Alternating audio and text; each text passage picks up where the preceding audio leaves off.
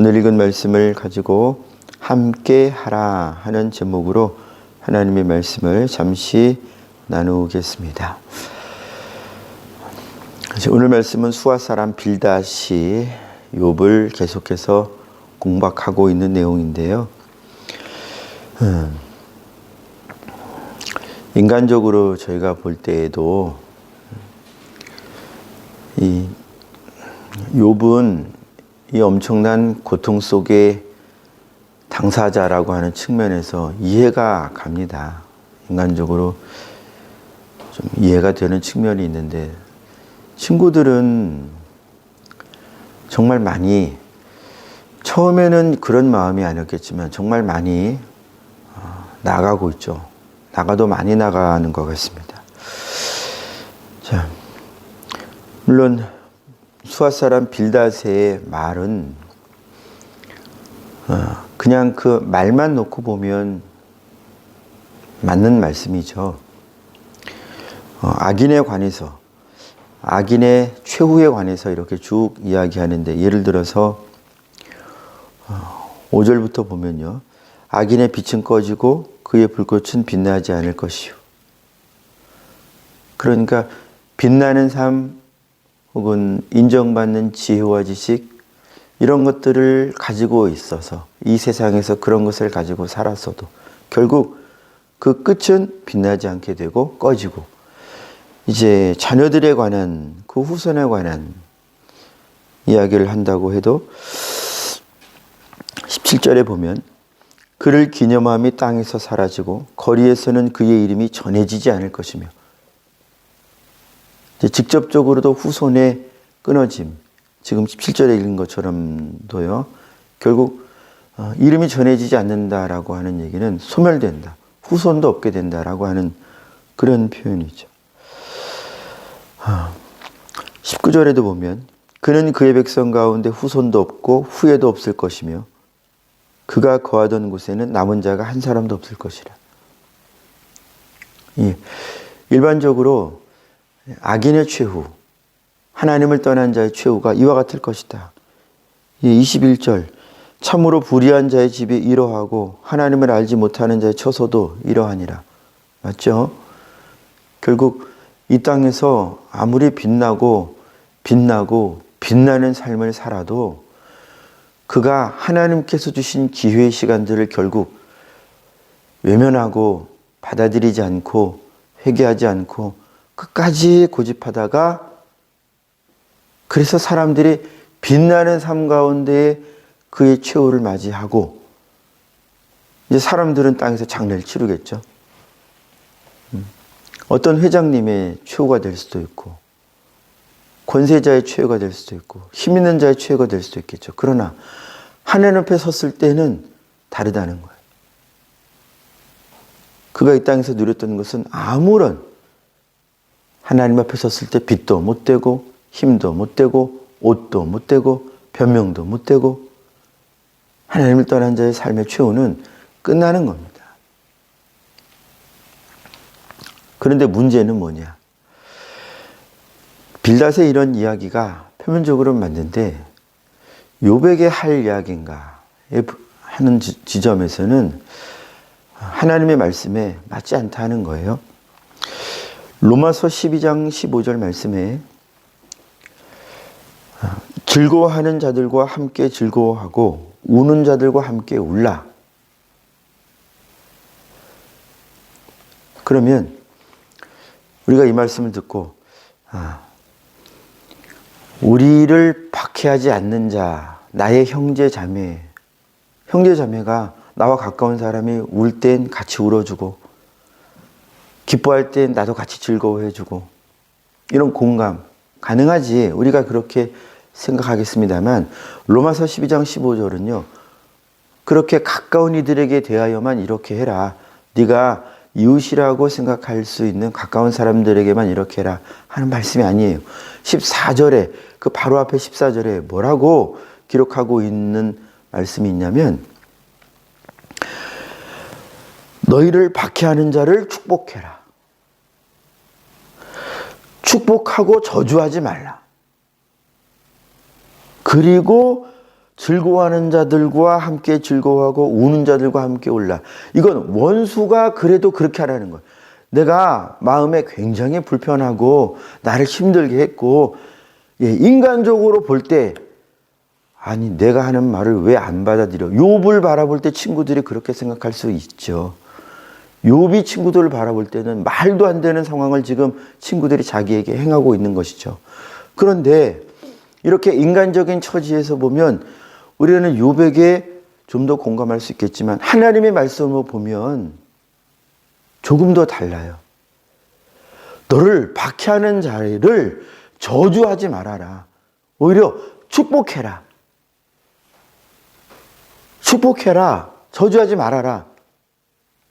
그래서 성령으로 그리스도를 통하여 밝히 드러난 하나님 나라의 법으로, 확실히 드러난 하나님 나라의 법으로 이 땅에 그리스도의 뒤를 쫓아가는 하나님의 자녀된 자들의 입장에서 볼 때에는 욥의 항변이나 더욱 이 세 친구들의 공박은 하나님 앞에 인정받을 수 없는 태도라는 것입니다.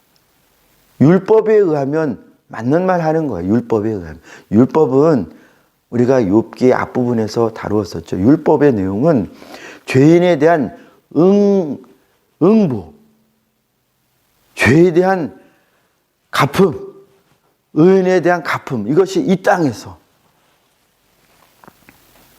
그래서 친구들이고 욥이고 욥에 실망하는 지점도 나는 의인인데 왜? 친구들이 오해하는 지점도 재앙을 당하는 거 보니까 분명히 죄인이야. 이게 구약적 관점이라는 것입니다. 그런데 욥기를 통해서, 욥의 항변을 통해서 우리가 볼 수 있는 것은 의인도 얼마든지 고난을 받을 수 있다는 거예요. 하나님의 작정하신 뜻 가운데서 의인도 고난을 받을 것이라는 거예요. 여기서 더 나아가서 고난을 받을 의인이 드러나고 있는 거죠. 아무런 죄 없이 고난을 받을 의인이 이 땅에 나타날 것을 욥기를 통해서 우리는 볼 수 있습니다. 예수님이 오셔서 고난 받으실 것을 우리는 미리 본다는 거예요. 다시 본문으로 돌아와서요. 자, 빌닷이 하는 내용을 보면 저주죠, 저주.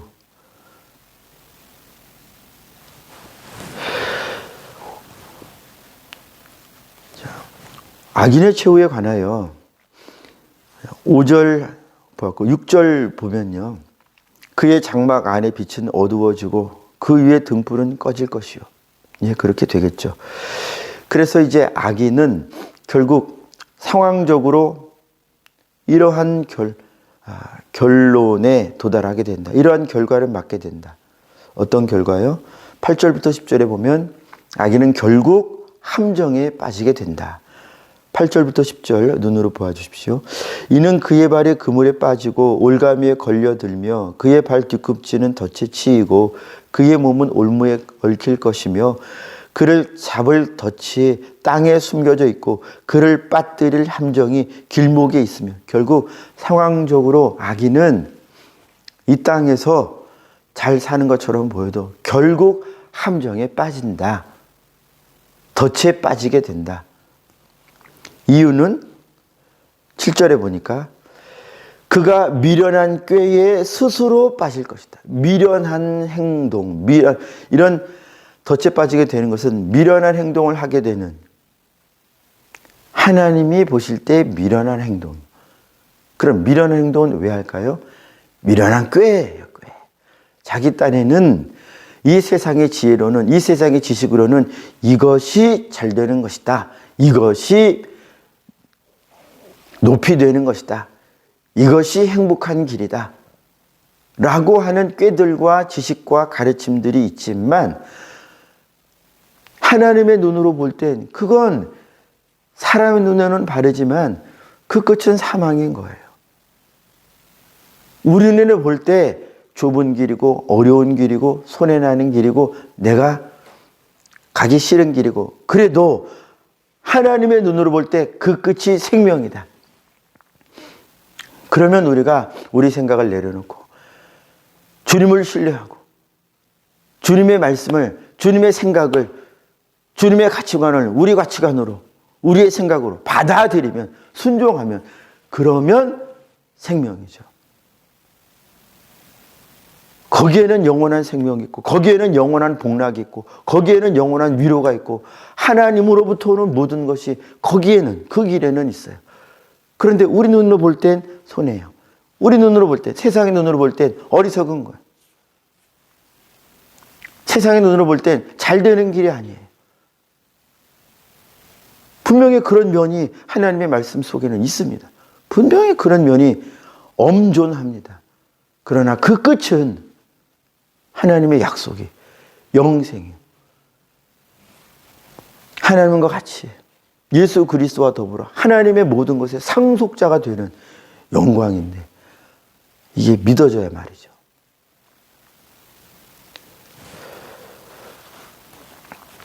또 계속 보면요.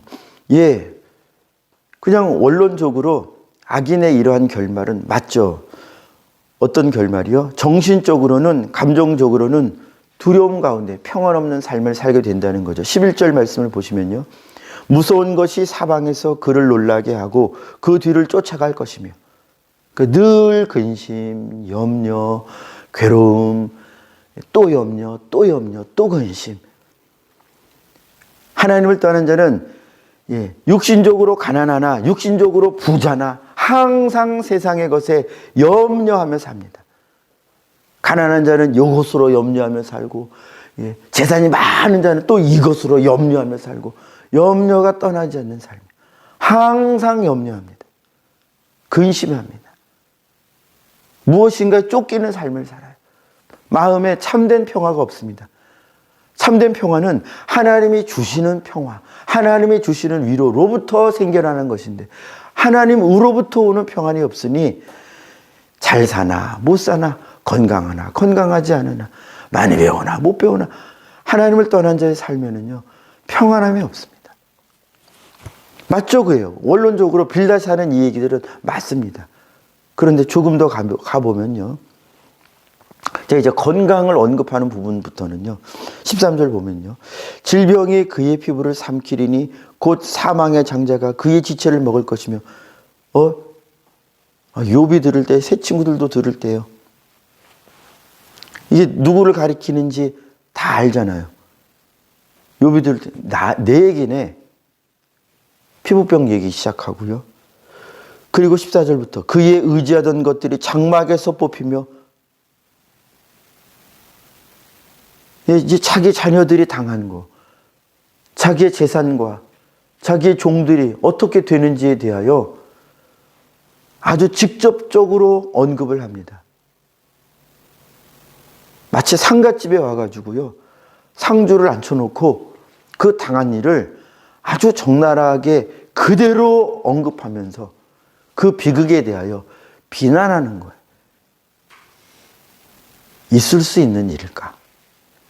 그런데 친구들이라고 하는 이들이 와서, 나이가 지금 아버지보다, 욥의 아버지보다 많은 사람도 있다고 하는 거 보니까 빌닷이 나이가 많은지 엘리바스가 나이가 많은지 소발이 나이가 많은지는 모르겠습니다만 해도 정말 너무한 거죠. 자녀의 죽음에 관하여 모든 비극에 대하여 아주 그 다음부터는요 직접적으로 욥을 막 찌르고 말합니다. 정말 막 가는 거죠.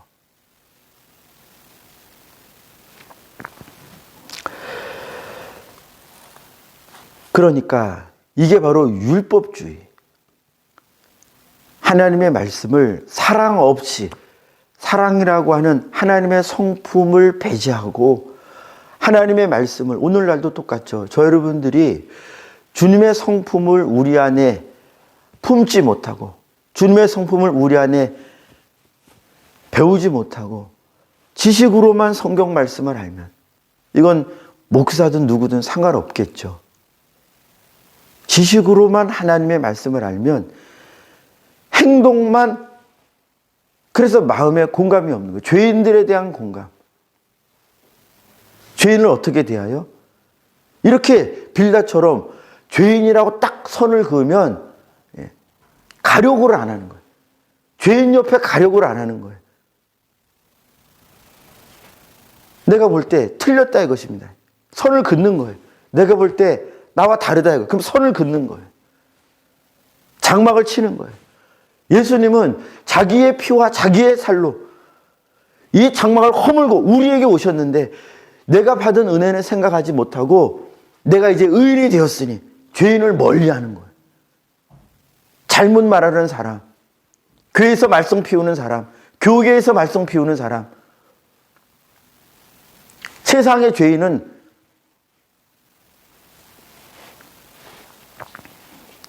죄인을 대하는 태도가 바리새인처럼 된다 이것입니다. 바리새인처럼.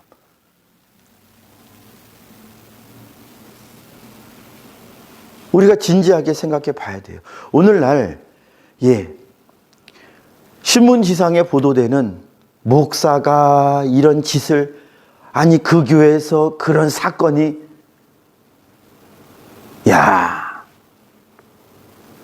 이게 제가 흔히 가졌던 태도였습니다. 혹시 우리도 이런 태도를 가지지 않는가 돌아봐야 합니다. 죄인에 대하여 내가 그러한 일을 안 하니까 대번에 우리가 인간적으로 반응할 수 있는 것은 이런 빌닷처럼, 엘리바스처럼, 소발처럼 손가락질하는 거예요. 죄인에 대하여. 그가 받을 최후의 심판이 안타깝지 않은 거예요. 그가 회개하지 않았을 때 하나님의 받을 영원한 심판이 내가 안타깝지가 않은 거예요. 오히려 고수다. 내 말 그렇게 안 듣고 복음을 전해도 그렇게 나를 멸시하고 그러더니, 복음을 전했으면 다행이에요. 아니 목사가 어떻게 그렇게 할 수가 있어. 당연히 그렇게 하면 안 되죠. 책망받아야 마땅하죠. 책망받아서 왜요? 회개해 하도록. 혼나는 것 자체가 우리의 시원함이 되어서는 안 되겠죠. 왜 지적을 하느냐? 돌아와야 되니까. 그 일을 그만하고 중단하고 돌아와야 하니까.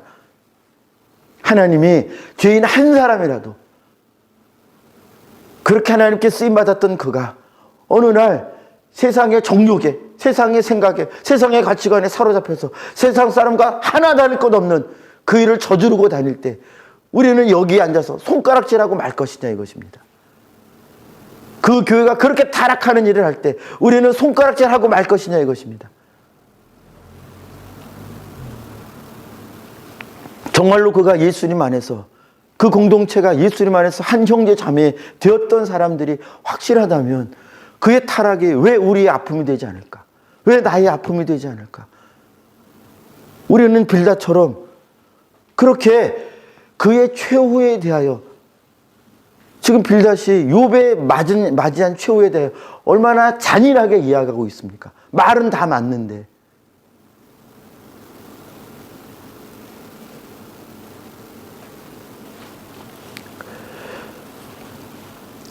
죄인에게 대하여 그럴 수도 있지.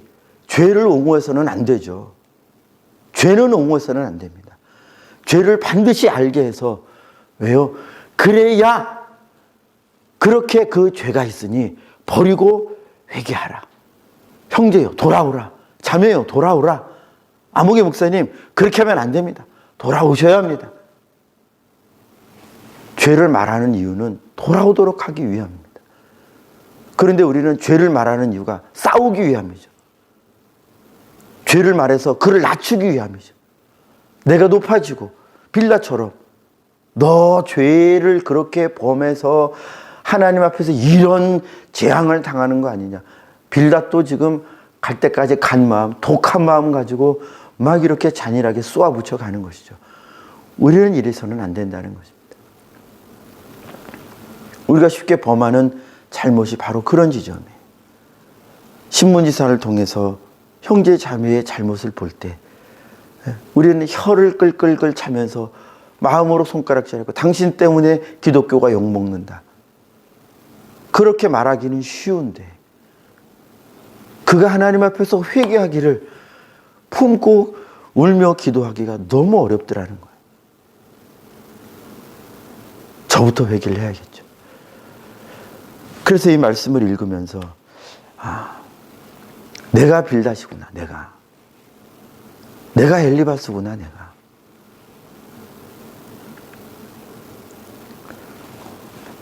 말씀을 마무리하겠습니다. 주님의 말씀입니다. 형제들아, 서로 원망하지 말라. 그리하여야 심판을 면하리라. 우리는 원인이 있어서, 이유가 있어서 지금 서로 막 공박하는 것처럼, 우리가 교회 내에서 싸우든 세상 사람과 싸우든 우린 이유가 있어요. 원망할 이유가 있고 싸우는 이유가 있어요. 그러나 주님 말씀하십니다. 원망하지 말아라. 비판하지 말아라. 갈라디아서 5장 15절 말씀에서 만일 서로 물고 먹으면 피차 멸망할까 조심하라. 사랑 없으면 반드시 서로 물고 서로 먹게 돼요. 잡아먹으려고 하게 되어 있습니다. 여기에는 멸망뿐입니다. 우리 절대 예수님이 우리에게 베푸신 사랑 잊지 않고 그분의 성품을 잊지 않고 죄인인 나를 사랑하셔서 내게 오셨고 똑같이 죄인인 그가 회개하기를 간절히 바라시는 주님의 마음 우리 잃지 않아서 오늘도 죄인에게 대하여 손가락질하고 맞서 싸우는 것이 아니라 내가 박해받고 핍박받고 무시당하고 멸시당할지라도 부디 그 영혼 사랑해서 함께 기도하고 계속 기도해주고 기다려주는 그런 여러분들이 되기를 축복합니다. 기도하겠습니다. 하나님, 돌아보면 내가 빌다십니다. 나는 엇나간 어긋난 형제 자매의 잘못에 대하여 높은 곳에 앉아서 정죄하고 혀를 차고 그런 태도를 취했음을 돌아보게 됩니다. 잘못했습니다. 그가 회개하지 않는다면, 그 교회가 회개하지 않는다면, 그분들이 회개하지 않는다면 그 최후에 대하여 오늘 이렇게 말씀에 읽은 것처럼 어두움과 하나님의 무시무시한 심판이 있는 것을 내가 뻔히 안다면, 예수님이 그래서 나를 위하여 오셨는데 나도 그 형제 자매의 회개를 위하여, 믿지 않는 세상 사람들을 위하여 주님의 마음을 품고 기도하고 복음 전하며 그 죄를 일러주며 돌아오기를 기다리며 오래 참는 그런 우리가 되도록 주님, 주의 성품을 배워가도록 은혜 내려 주시옵소서. 예수님의 이름으로 기도하옵나이다. 아멘.